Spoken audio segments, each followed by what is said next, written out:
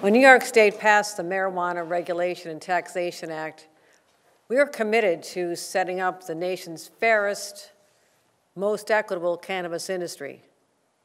Those were not just words. We wanted to make sure that those who had been targeted by the failed drug wars of the past by racially biased enforcement had opportunities to benefit from legalization. It was an approach that no other state has attempted, and I still continue to believe that these goals are worthy and just. But it's fair to say that New York's emerging cannabis industry has had plenty of challenges before it. Some of them beyond our control, like litigation from out-of-state mega corporations trying to undermine our goals that set us back for at least 9 months. And actually, some are related to challenges within my administration. Now, I've been frank with New Yorkers that I'm not satisfied. I even used the word disaster to describe the status quo. So, today I'm here to announce an overhaul of the Office of Cannabis Management based on a review that was recently completed. I'm proud today to be joined by Commissioner Moy of the Office of General Services and First Deputy Superintendent Chris West, who will lead our cannabis task force within the New York State Police. Let me be clear. There are deep-seated issues at OCM, issues that have limited its ability to fulfill its licensing role, a complicated application process for prospective business owners. And unfortunately, this has overshadowed the excellent work done by hard-working OCM staff. And I do want to commend the rank and file public servants who have put in countless hours, evenings, weekends, all committed to standing up this groundbreaking equitable approach. Now, the report that we're releasing today to the press and the public will be used as a guide to make much-needed reforms at the Office of Cannabis Management. My team has shared these findings with Executive Director Chris Alexander, who was a key player in drafting the original legislation and served as OCM's first ever Executive Director. We're grateful for the work he has done to stand up this new agency and this new market. He agrees there's a time for a new direction at OCM and has graciously agreed to work with us for the remainder of his term to help implement those operational changes. And he told us he intends to pursue other opportunities at the conclusion of that term, which is in September. In a few moments, I will outline some of the operational changes we intend to implement going forward. But first, I want to explain who we're fighting for. In the new report, you'll see testimonies from individuals who've been directly harmed by the operational problems that we've identified. Like one applicant for a retail dispensary in Central New York, a Latino service-disabled veteran who's been paying more than $5,000 a month since November and has invested over $40,000 overall. This individual states that they've not received any communication from OCM since they submitted their application 6 months ago. And since then, they've watched other cannabis stores open, indeed an illegal one, just 1,000 feet from their operation. This is not only discouraging for them, it's absolutely unacceptable for me. So to that applicant and the many others who've been let down, I want you to know we are starting to fix this right now. Because these are the people the law was intended to benefit, and they are the New Yorkers we're fighting for. The actions we're taking today fall into 3 buckets. First, we're going to unclog the licensing bottleneck and immediately review hundreds of applicants who've simply been waiting for an answer. Applicants who are required to apply with a lease, a paid-for lease, are still paying rent, hoping their license comes through. We're going to streamline the application process, assign each application a one-point person and shepherd it through the process, communicate with the applicant, and ensure that applying is as open and transparent and painless as possible. Second, will improve the communications with the entrepreneurs trying to gain access to this budding industry, many of whom are justice-involved individuals or veterans or MWBEs. Soon, OCM will launch a OCM Cannabis Map to help applicants find locations for their stores and allow the public and the state to verify that a store is legal. We're going to produce regulatory bulletins to inform the public of policy changes and hold statewide listening sessions to understand even more ways to improve. Finally, we're going to transform OCM itself. It's past time for OCM to move from a startup mode into a fully operational regulatory agency, one with stronger internal controls and a reconceived organizational structure. We're going to prioritize hiring and training new staff capable of strengthening key agency operations, fill senior roles focused on agency operations, customer service, internal controls. And as the market grows, so will the need for compliance and enforcement.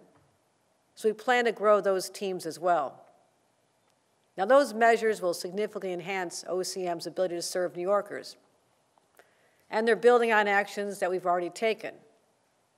We're taking the illegal cannabis shops that destabilize our neighborhoods, taking them on with the plan that padlocks doors, allows localities to pass laws of their own, and goes after the landlords who knowingly rent to illegal shops. I fought for the authority in my budget to be able to do all this, because we know the fewer illicit shops, the more room there is for licensed stores, which are overwhelmingly minority and women-owned. We want them to flourish and to grow. We're also launching a task force to go after illegal suppliers, and I'm proud to announce that the state police will take a leading, coordinating role with this operation beginning on Monday. This task force will deploy teams of investigators and analysts all across the state. We'll work closely with OCM enforcement with the aim of closing as many illicit stores as possible over the next 90 days. We're not just cracking down on the bad actors, we're working to support the good ones as well. Just last month, the Cannabis Control Board approved a further 101 adult use licenses, bringing the total number of approved licenses in 2024 to over 400. And today, we've made even more progress, having approved over 122 more licenses, bringing the total for this year to 541. Let me say this. Today is not about pointing fingers. It's about pointing OCM in a new direction and implementing solutions that work for everyone, from New Yorkers eager to open their own legal shops, to growers who've waited too long for a market for their harvest, to the New Yorkers who are sick and tired of the unlicensed retailers who've taken over their neighborhoods. I'm grateful to Commissioner Moore and her dedicated team who will continue to be a trusted advisor to me as we implement the report's recommendations. And to my team in the executive chamber, they will take a larger role in this process in the interim. So together, we're taking a much needed steps, long overdue, to make cannabis program in New York successful and work as promised. It promised to deliver prosperity and opportunity that we know it can, and do so equitably, efficiently, and effectively. Thank you, and right now I'll turn it over to Commissioner Moore to add some more detail, then First Deputy Superintendent Chris West to discuss our enforcement actions before we take questions. Thank you.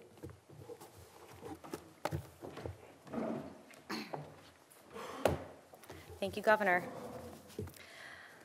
Earlier this year, Governor Hochul asked me to assemble a team of leaders from across the state to take a look at the opportunities to improve services at the Office of Cannabis Management, and I can't thank that group of leaders enough for their work.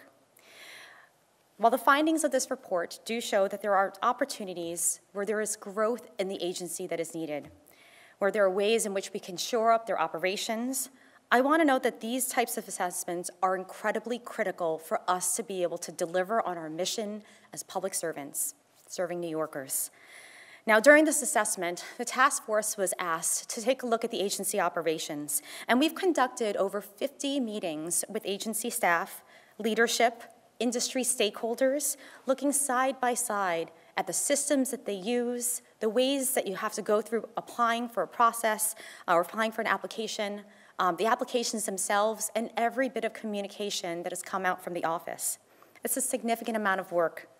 And it allowed us to have better insights into what it's going to take in order to make things work for New Yorkers and for the industry.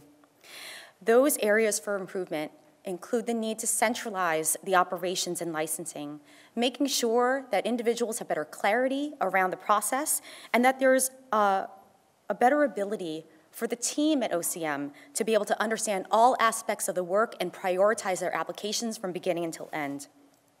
We know they face challenges at a staff level in customer service. They need better technology that allows them to make the phone calls that are necessary out to staff. They need the individuals who are going to help them provide the content that provides clarity to the market. And we need a step-by-step guide that allows applicants to have better transparency into what it takes in order to make sure they're successful through that process. We know they also need better data because those are challenges. Their systems are complex, their spreadsheets are many, and those trade-offs prevent them from being able to have real insights into the progress of applications. We've got to fix that. And we know relative to those technologies, we need to either use the systems that exist, leverage existing technology when needed or necessary, and try to execute on behalf of New Yorkers. Now, this task force responsibility was to find solutions that would help to improve communications and to also streamline the licensing process. Now, once OCM implements these solutions, it will not only improve transparency and open lines of communication, but it will also help to improve the equity clause in the MRTA legislation. When we enhance data, when we provide better information, when we allow people to make decisions about what they want to do with their business through the application process, around what is happening within their communities, we can all have more informed decisions. And I will say one of the great successes of this task force is the ability to point to the problems, which I think we all knew in some level that things were not working the way that they needed to. And we could see that from the staff who were frustrated they couldn't provide better solutions. Everyone wants OCM to be successful. We want it for their staff, we want it for the leadership, and we want it for the New Yorkers who want to see this industry thrive. It's important. So when we make that commitment, it requires that all of us work together. We did a very deep dive into the licensing operations, and we worked collaboratively with the team. We looked at their performance measures. We've shown them some mock-ups of what it could look like in order to improve that supervisory data, and I want to thank the group that was a part of that effort and was looking forward to something better. These solutions, which you'll see in the report, include a push towards centralizing and uplifting the operations work to unclog that licensing bottleneck, improving communications and enhancing transparency so that there's an individual that you can talk to, which is a very basic request from government, knowing that you can ask a question and that you're going to get a response, and developing a 5-year plan, which I personally think is very important, that allows to provide some sort of path forward for an agency so that you can fix a problem today and not talk about it again next year. And that is our hope, to build a foundation and move forward. By building and maintaining upon New York's commitment to equity, restructuring and streamlining this process, we can ensure that the social equity clause that is a part of New York's cannabis market will continue to be successful. This assessment team looked at the policies and procedures and the regulations, ways that they can streamline, and OCM, to its credit, and the team that works there, have already started to move forward, looking for ways to make actionable those recommendations so that we can move into the next phase. With the assistance of our teams, OCM is currently bolstering its staffing levels, both those that are permanent as well as those who are temporary, to help move through this bottleneck. And we believe that these solutions are going to really dramatically improve things for the industry. We are currently recruiting for vacant licensing processing positions that will increase the size of the licensing team by 40%. I want to note that improvements do not happen overnight, but I'm confident that our turnaround plan will help to unclog the bottleneck, get answers to those applicants, and streamline the licensing process by just assigning individuals to get the work done. I want to point out that building a legal adult use cannabis industry in New York State has been a challenge for numerous injunctions. It was difficult work to get here, and I want to credit everyone who has been a part of that process. Governor Hochul remains committed to redress the harms from cannabis criminalization and to foster an equitable market that gives back to people and those in the community that were adversely impacted. When we make commitments to individuals and we ask them with a promise of a new industry that we're going to deliver on a license or we're going to deliver on an answer, we must get it done from the state's perspective. And I look forward to continuing my work, of course, at OGS, my favorite agency and the best job I've ever been in, and being a part of this administration and also helping a fellow agency to get on its feet and move forward in a positive fashion. So I want to thank you, Governor, for that opportunity, and I look forward to moving forward.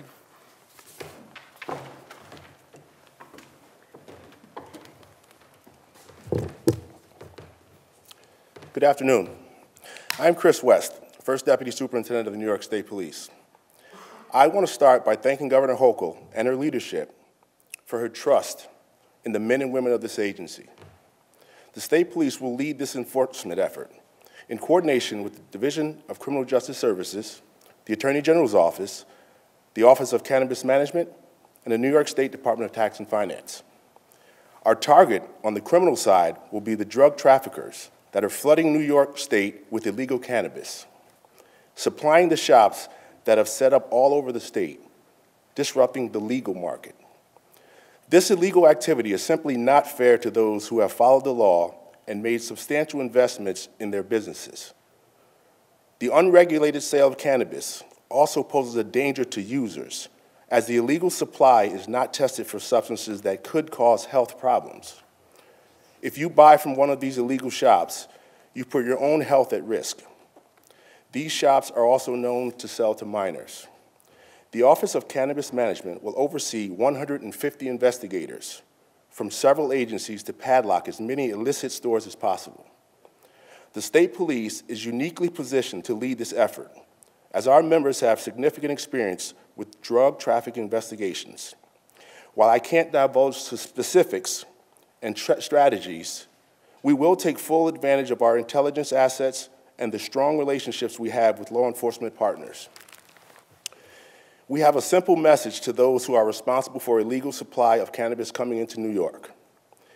We will aggressively investigate your operation, we will disrupt your illegal activities, and we will prosecute you to the fullest extent of the law. Thank you.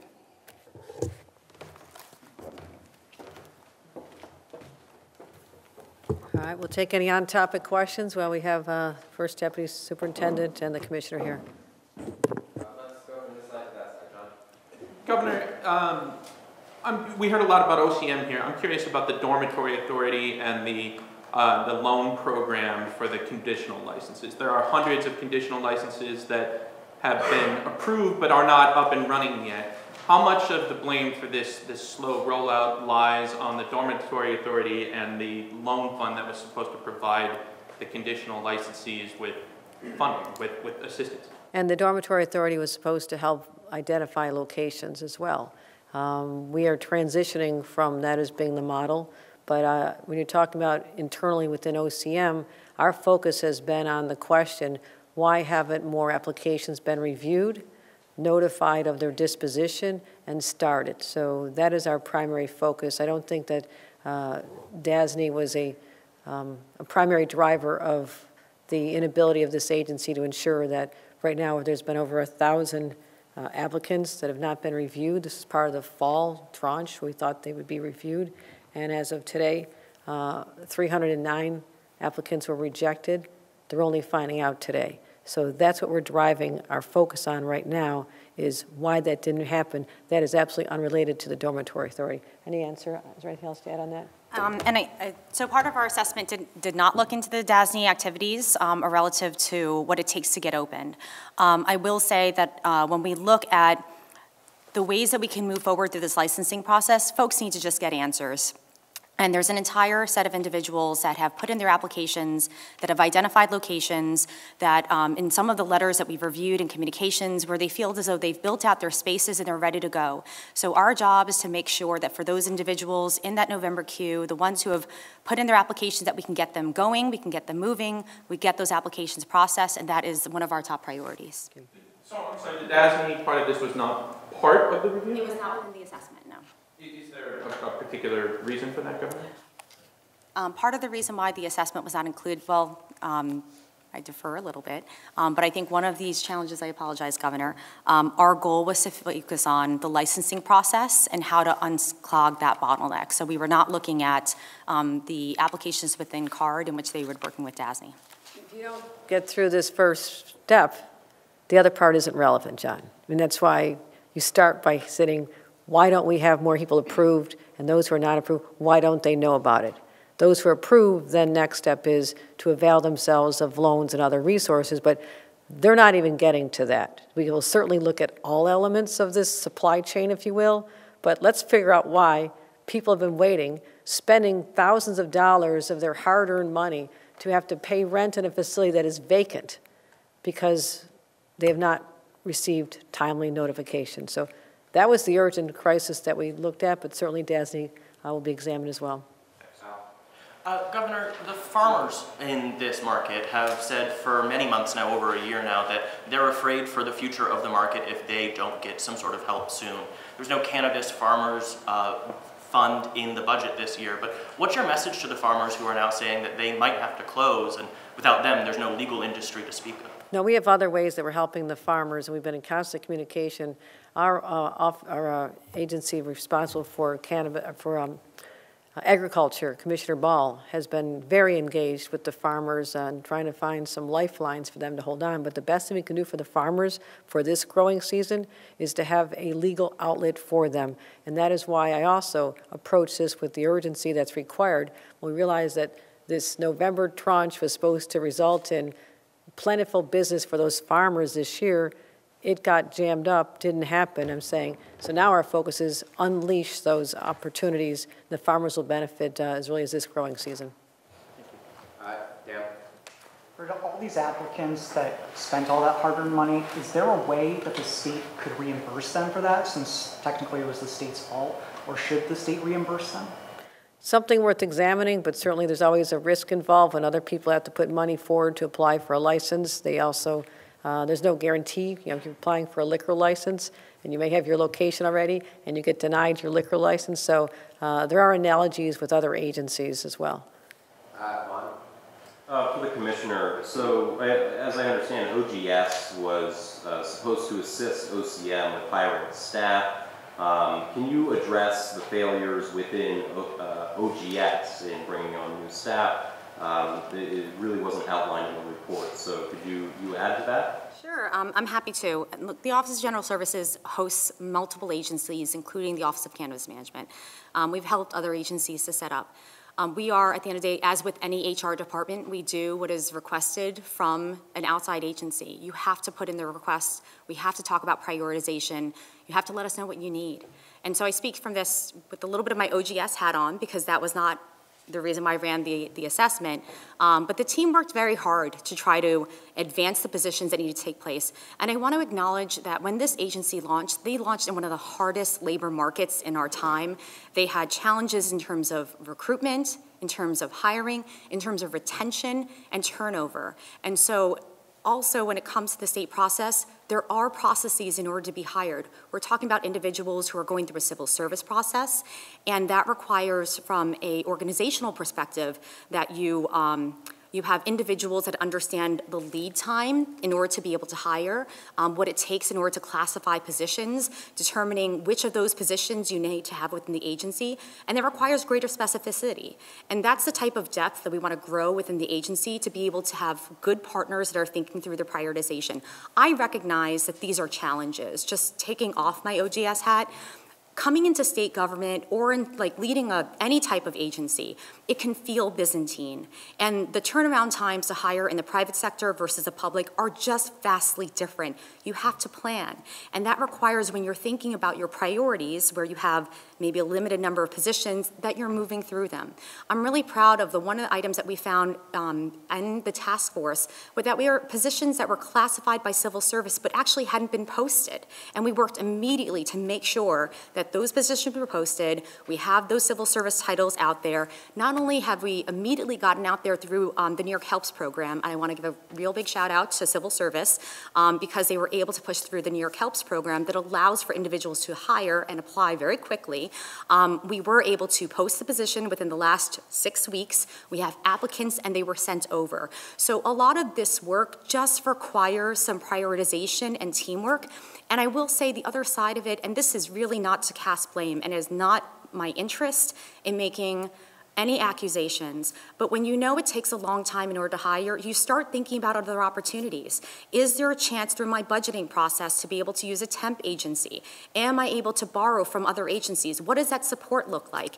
And the wonderful things about being within this state administration is being able to contact another agency to ask for support.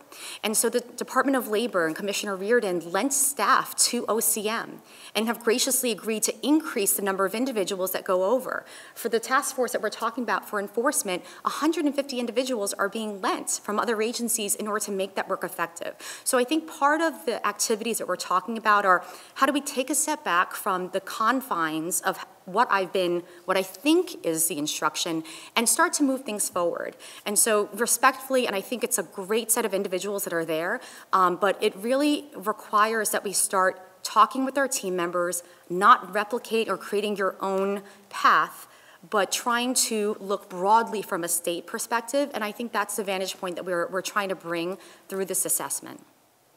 It sounds like you're kind of harkening back to some of the report's finding about a lack of leadership, effective leadership within OCM, but that OGS was constantly willing to assist. Is that a accurate characterization? I have a bias because I think my agency is fantastic, and I think I want to give grace here, which is that it is difficult when you're trying to get many things across the finish line to know which thing comes first. And so for everyone, a little bit of grace. If you are under assault in this area, you feel like this is the top thing you need to hire for. There were over 200 positions that were classified in order to be able to get this agency started. 180 were filled. So if you have to process applications, what is the first thing that you need to fill, right? So we just need to make sure that when we think about our priorities, that we're getting the basics of the work done. And I think that's what we're hoping to do, is to say, all of these things are great, but what we absolutely need to do today is make sure that if we are telling folks we're going to get your application reviewed by January, then you focus on getting the applications reviewed as soon as possible. And so I think I would love if we could take down the temperature of a lot of the noise that's out there, which is very, very hard, and just focus on the basics of these operations, which is going to give better clarity to the applicants, better clarity to the industry, and better clarity to the staff, who, to the governor's point, have been working very, very hard in order to get this work done. They believe in the industry. They left other jobs in order to be here. We need to get them the support that they need in order to be successful, and that is the priority today. All right, Mike, next one. Governor, are you saying that you haven't looked yet at trying to make these people, like the Latino veteran, whole from this process? If you haven't looked at it, how likely is that reimbursement? I don't believe that the law envisioned an opportunity to reimburse people who, these are the rules that were set up, that you would have to have a facility, a space before you could apply. That was put in the law as a requirement, I believe, or was that a regulation? But I'm saying that this is something that is a new experience, a new finding, and there's a lot of trust that these applications are being reviewed starting in November, that they would get answers. You've heard some of the challenges, and so I'm going to look at everything because this is a new dynamic, that there's people who are out money who were relying on this. But on the other hand, there was no guarantee that you would get a yes. So The law also didn't anticipate this kind of a mess. No. And that's why I'm saying it is, yeah, go ahead. Sorry, I apologize. If I may, there were a lot of different communications that were sent out around the targets, how many applications will be processed, expectations. I anticipate, I suspect that the policy team that is working on it are taking a look at all opportunities, but there's a lot of pieces to sort through in terms of the communications that might have been in a town hall or through an FAQ, and I would expect, and I apologize for interjecting, but I am sure that there are lots of different conversations that are going to just get started, and I recognize that we just recently passed this report to your team, for which I am thankful for everyone who worked very hard on it. So I'm giving the governor some grace. I'm sure that the teams are going to be looking at what is there, and ways to sort of move forward. Are you saying they should have understood that this was a risk of this great? The communications were challenging when it came down to how many applications were going to be reviewed, and I think that to the frustrations of the applicants.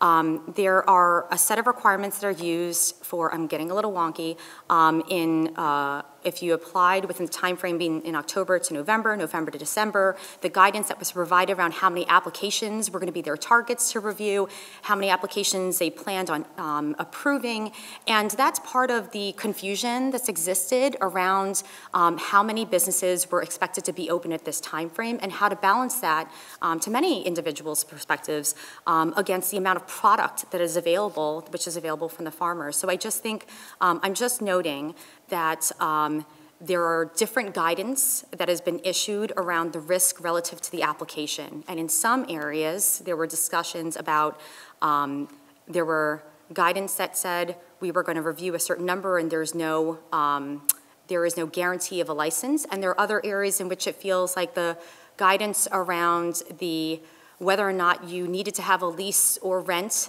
was unclear. And I think it'll take some time to work through that, and I know that the team is evaluating it. Dave, how likely is a reimbursement for these people? I'm sorry? How likely is a reimbursement for these people? That is not something that I can answer, but I apologize for Let me say this. In the interest of being transparent and disclosing to the public and the media information upon our receipt with very limited time for review, we need time to evaluate, who's been harmed. Did they rely on information that said you would be approved and was not? I mean, there's a lot of data. I guarantee it's going to be case by case, because if it's established that it's clear that you have to do this, but there's no guarantee of being selected, or as she's saying, there's a lot of vagaries that my interest was, to come forward to say, we are going to find the answers. We're going to put this on the right path. We're going to, make sure that these mistakes are not ever to occur again in the future. So I'm forward-looking right now, but that does not mean that we won't examine every element of what has surfaced as a result of that and see if we can make things right. All right, Governor, last one. Governor, a lot of the issues that you and Commissioner Moy have highlighted today have been identified either in the media or by stakeholders for a couple of years now. So what was it about this spring that prompted the review? Well, we have been internally trying to improve communications, and that's been a source of frustration for my team. As we heard from people anecdotally, even out in the community, people saying, I have not heard anything. So again, it was this November tranche. Expectations were in January, people would start to hear. And when we found out that there were meetings called that would have only a minuscule number of approvals, that's when I called out months ago saying this is not right now. The earlier genesis of the time involved really had to do with a lot of the staffing issues, as was mentioned. There was litigation for 9 months that stopped the process. So there were other variables that conspired against success early on, but it was this most recent fall to spring class of applications that I found a lot of inaccuracies and inefficiencies, and I wanted to send in someone who was had an eye toward organizational management, who understood the capabilities of government and found out where we're missing. Why couldn't technology that is employed in other agencies be employed here to save the time of literally starting over? So that's just one example of areas where efficiencies could have been had, they were not, and now we're going to fix them. Correct? All right, we're going to go for off topics. So